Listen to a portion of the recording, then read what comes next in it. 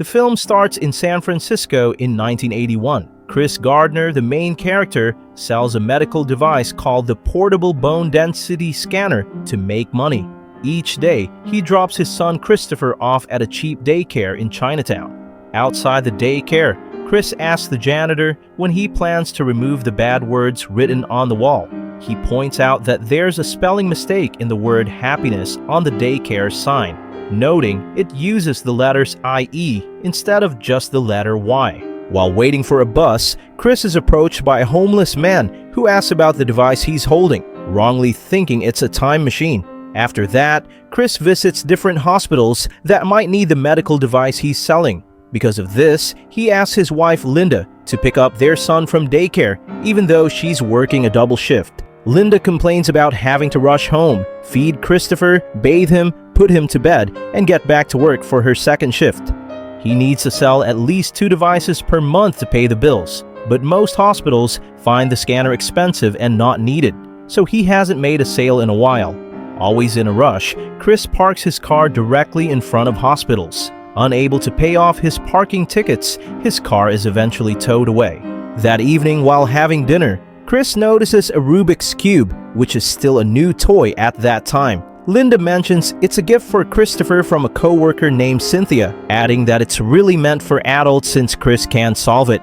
Linda asks if he has paid their taxes yet, and Chris says he needs to ask for another extension. This makes Linda frustrated before she heads back to work.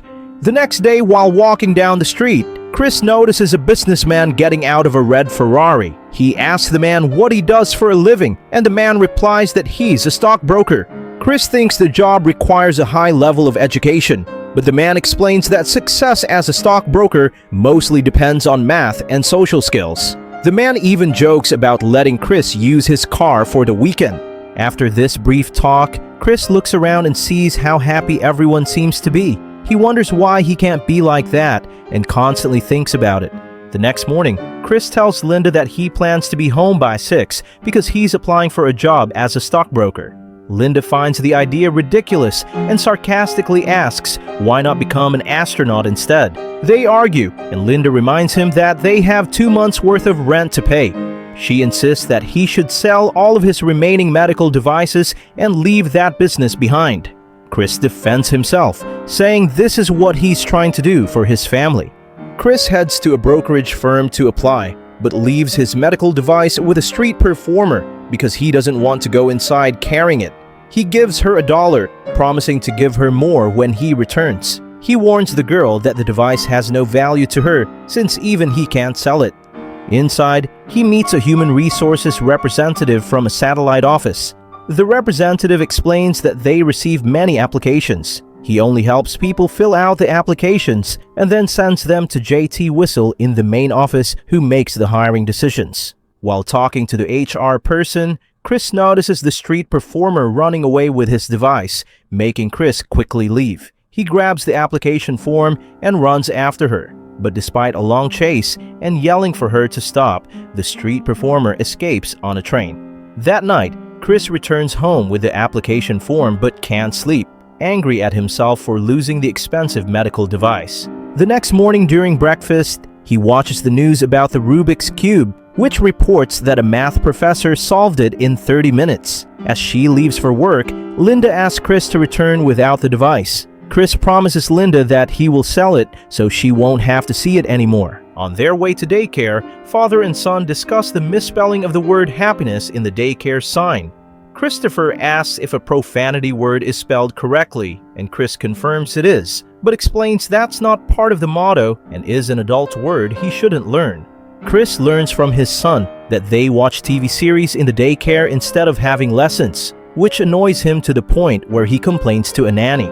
He mentions shows like Love Boat and questions whether that counts as education, saying his son could watch TV at home. However, she tells him that he can go and pay more at another daycare. Moreover, she points out that he's often late with his payments, so he has no right to complain. She also asks if he could at least keep the dog upstairs. Afterward, Chris heads to Dean Whiter Reynolds to submit his completed application form directly to Jay Twistle, the head of HR. Their conversation is brief because Jay is in a hurry. After leaving the office, Chris spots the street performer and her accomplice carrying the stolen medical device. Enraged, he chases after them.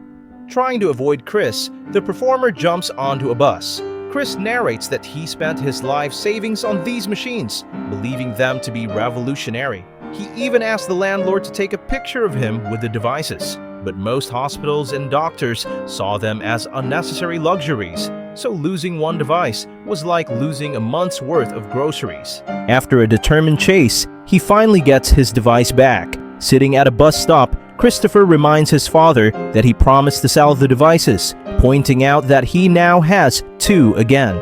Later that day, Linda notices both devices at home and becomes completely disappointed. After giving their son a basketball for his birthday, Chris tries to explain to Linda what happened earlier, but she doesn't want to hear it. Chris promises that everything will be fine, but Linda no longer believes him. In the next scene, Chris catches Jay while he's calling a taxi and reminds him about the application form he submitted a month ago. Jay tries to excuse himself, saying he has somewhere to be. Sensing an opportunity, Chris lies, claiming he's headed to the same destination and offers to share a ride. Jay reluctantly agrees, and they both get into the taxi. Inside the cab, Chris talks about his skills and personality, but Jay is too focused on solving a Rubik's Cube to listen. Chris notices and offers to solve the cube to catch Jay's attention. Jay is skeptical and tells Chris he can't do it, but Chris insists on trying. Skeptical, Jay hands it over. Chris explains the mechanics of the puzzle while working on it, and the taxi driver listens closely, holding his own cube in his hand. Jay jokes that he'd drive around all day just to see Chris solve it.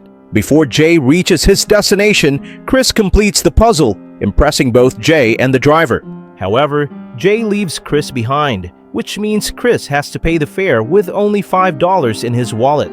Chris tells the driver to drop him off a couple of blocks away. When the car stops at a light, he tries to run away but realizes he left his medical device behind. He runs back to grab it and apologizes, making the driver chase after him and threaten him. Chris manages to escape by diving into the subway and boarding a train. However, as the doors close on his hand, he loses the medical device. The same homeless man who mistook the device for a time machine sees it left behind. That evening, Chris calls Linda to apologize for not being able to pick up Christopher from daycare. Furious after missing her shift, Linda tells Chris that she and Christopher are leaving. Sure enough, when Chris gets home, he finds his wife and son gone. At that moment, he receives a call from Jay, who tells him to write down his secretary's number so they can schedule a meeting. With all of Linda's belongings gone, Chris can't find a pen and has to memorize the phone number and extension. Jay gives him several numbers in sequence. He rushes to a nearby store to write it down, but a friend approaches, talking about a recent football game with scores and overtime numbers. Chris struggles to remember the phone number while listening to his friend talking about scores. His friend also reminds him that he owes $14 and demands payment, which Chris promises to give later. The next day, Chris catches up with Linda, who has just dropped Christopher off at daycare. Linda angrily tells him to leave her alone and accuses him of taking their son away from her. After Linda says she's no longer happy, Chris allows her to leave, but insists that she can't take their son. That day, Chris returns to the daycare earlier than usual and picks up Christopher before Linda arrives. He takes his son home. That night, the landlord asks Chris for the rent, but Chris promises to pay later. The landlord suggests moving to a nearby motel, which is half the cost of the apartment. He demands that Chris leave by the next morning since painters are coming.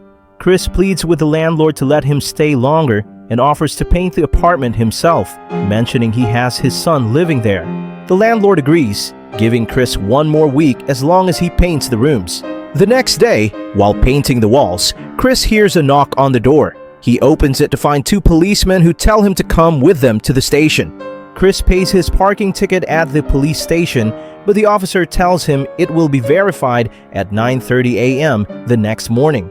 Chris explains he can't spend the night there because he has to pick up his son and has a job interview at Dean Witter at 10:15 the next morning. The officer insists he must stay, and Chris worries about what will happen to his son. With no other option, Chris calls Linda to look after Christopher while he's gone. Linda agrees. Chris spends the night at the station. The next day, Chris rushes to his interview at Dean Wider Reynolds. With no time to change, he arrives still wearing the same clothes from the day before. Embarrassed by his messy appearance, he initially doesn't respond when the secretary calls his name. Eventually, he enters the interview room, and the panel clearly reacts with disappointment at his untidy look. Chris honestly explains that he was arrested the previous day for not paying parking tickets. He admits he spent the last half hour trying to create a story that would show good qualities like earnestness and diligence, but couldn't think of anything. So he tells them the truth about being arrested for unpaid parking tickets and running all the way from the police station. During the interview, Mr. Frakesh, the head of the panel, appears unimpressed. He asks Jay how many times he's seen Chris and whether Chris has ever dressed so casually before. Jay confirms Chris usually wears proper business attire and mentions that Chris has been waiting outside the building with a heavy device for over a month. However, Chris's communication skills shine through, and he manages to make the panel laugh, easing the tension in the room. When asked what he would say if someone hired a candidate who came to an interview without a shirt, Chris jokes that the person must have been wearing really nice pants. Afterward, Jay congratulates Chris for impressing the panel despite his informal clothes. However, Chris tells him that he'll think about the job because he learns that there's a 6-month intern period where he will not be paid at all. But Jay urges him to continue, explaining that if Chris backs out, Jay will look bad to the partners. Jay promises to find someone to fill the spot that same night. On his way home, Chris thinks about the risks of the job. No salary for 6 months, and only one intern will be hired at the end of the program. If he fails, he can't even apply the 6-month training to another brokerage. All of this makes Chris hesitant. His only resource for the next 6 months is his 6 scanners, which he can still try to sell.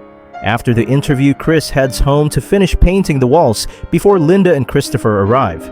Later, Linda returns with their son. That night, as Christopher sleeps, Linda tells Chris that she plans to move to New York to work as a waitress. Chris agrees on the condition that Christopher stays with him. Believing that Chris can take care of their son, Linda tearfully leaves them for good.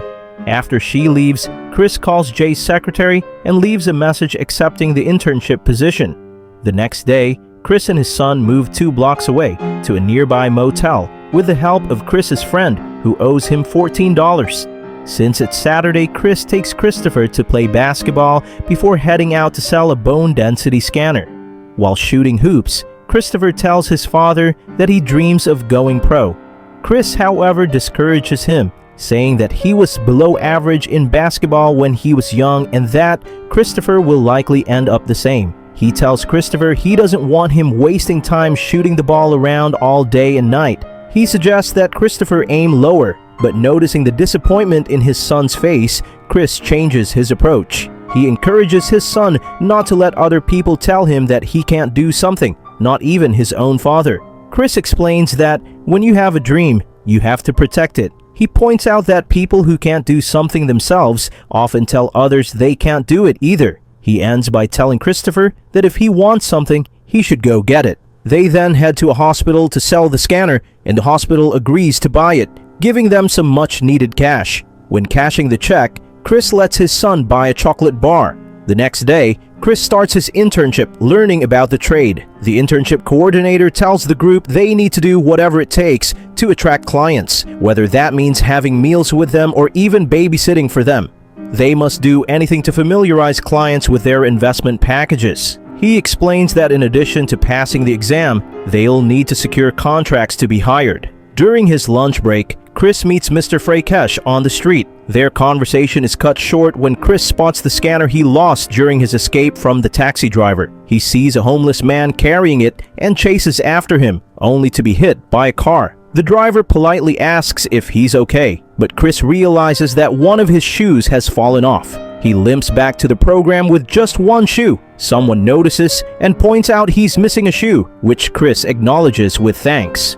He must go around the city like this for the rest of the day. His son later notices his father doesn't have a shoe. Afterward, the film shows a series of scenes where Chris is constantly ordered around to buy items for his internship coordinator. He feels undervalued and unappreciated. Every day after his internship, Chris rushes to catch the bus by 4 p.m. to pick up his son from daycare, and then takes the crosstown bus to make it home by 10 p.m. He continues to struggle with rent payments at the motel.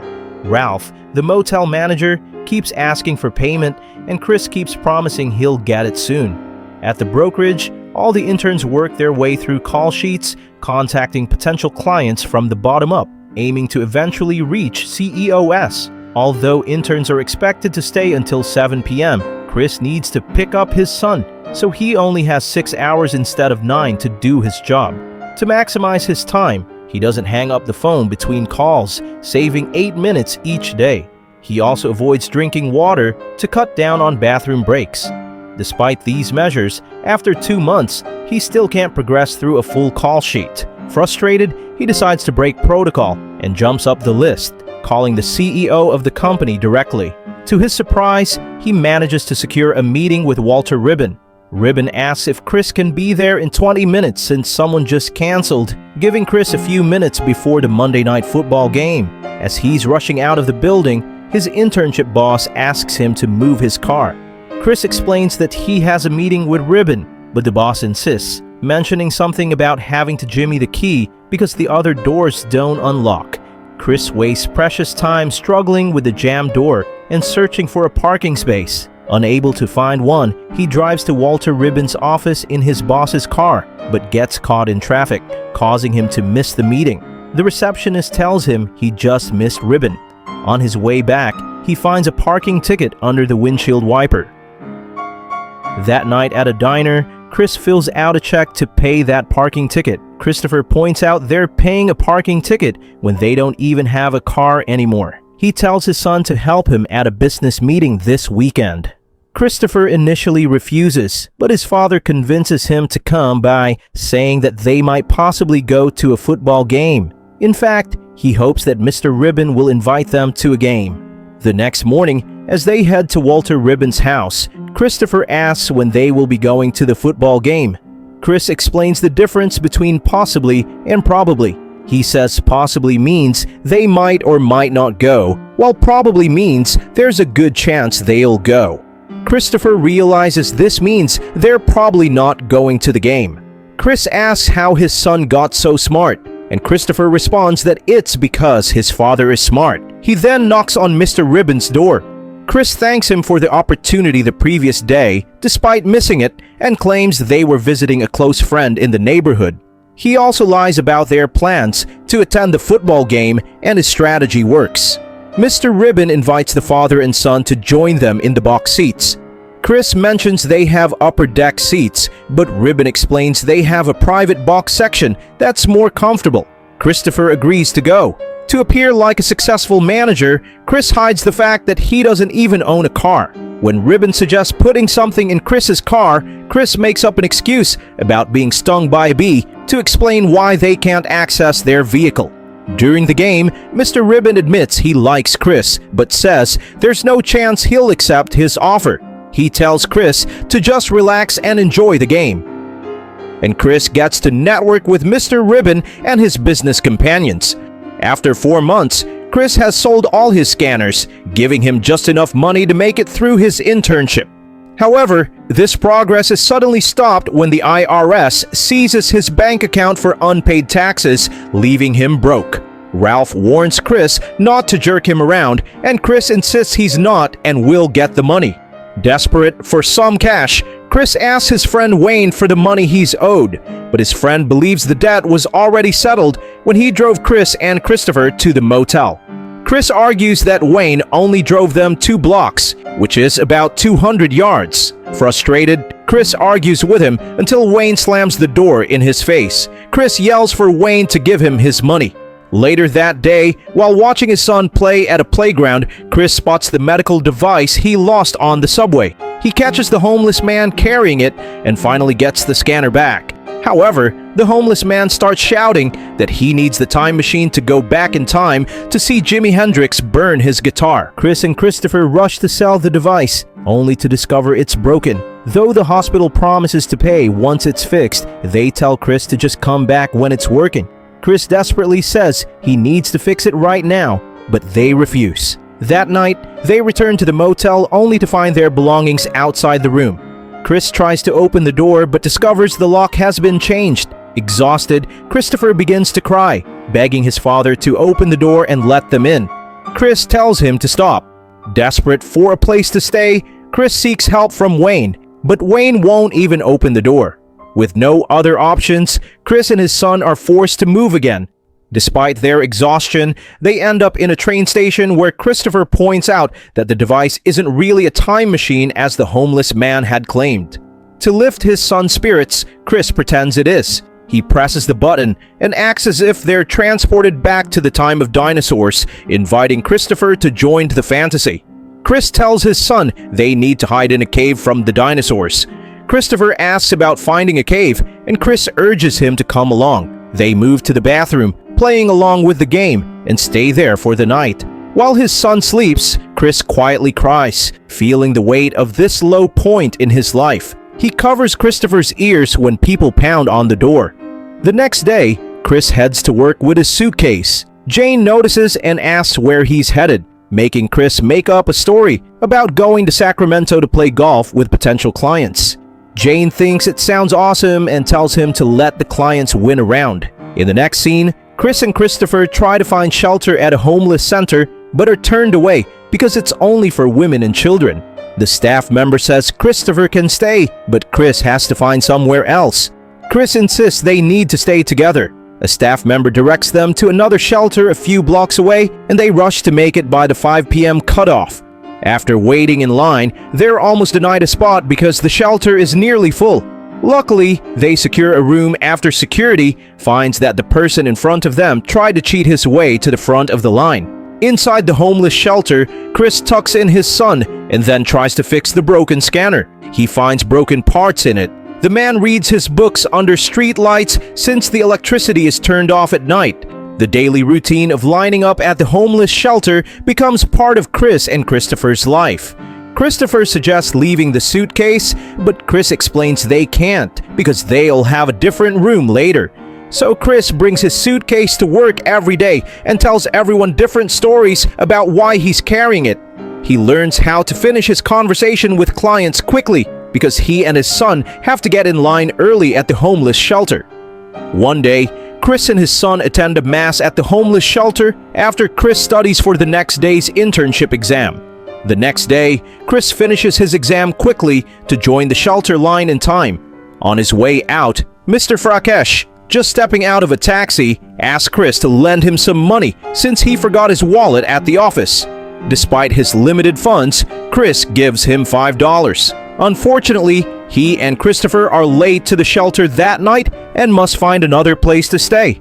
To earn money, Chris donates blood and uses the payment to buy the part needed to fix his device. Christopher asks what it is, and Chris explains it's to repair the light. Christopher asks to see it, and Chris agrees, but warns him not to break it unless he wants to sleep in the room with his father for the rest of his life. Christopher says he doesn't mind, but Chris tells him he eventually will. At the shelter the next day, Christopher asks Chris if Linda left because of him. Chris tells his son to never ever think something like that. He reassures Christopher that he has nothing to do with her leaving them. Christopher responds positively, calling him Papa.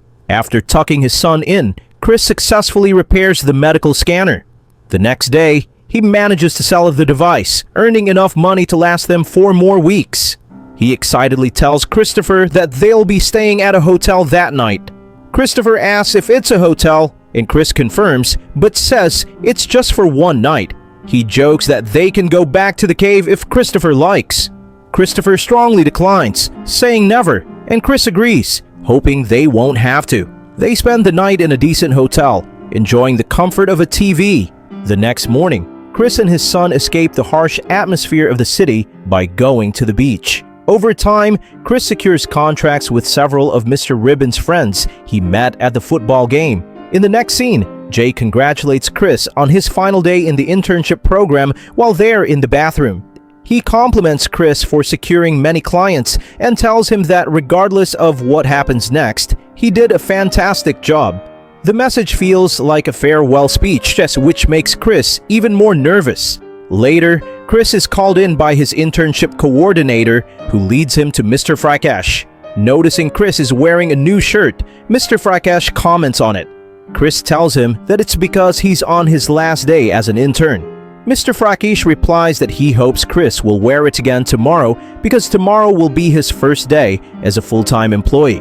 Mr. Frakash asks Chris if the internship was as easy as it looked. Chris honestly admits it wasn't easy at all. Chris can't hold back tears and thanks the panel. Mr. Frakash returns the $5 he had borrowed from Chris. Afterward, Chris walks out of the building, narrating that this part of his life is called happiness. He heads directly to the daycare to pick up his son and hugs him tightly. The film then reveals that Chris established his investment firm, Gardner Rich, in 1987. The film concludes with Chris and his son walking together, joking and enjoying each other's company as the real Chris, Gardner, walks past them. An epilogue reveals that Chris eventually secured a multi-million-dollar deal in 2006. If you enjoyed the video, please subscribe to my channel. Thank you for watching. See you soon.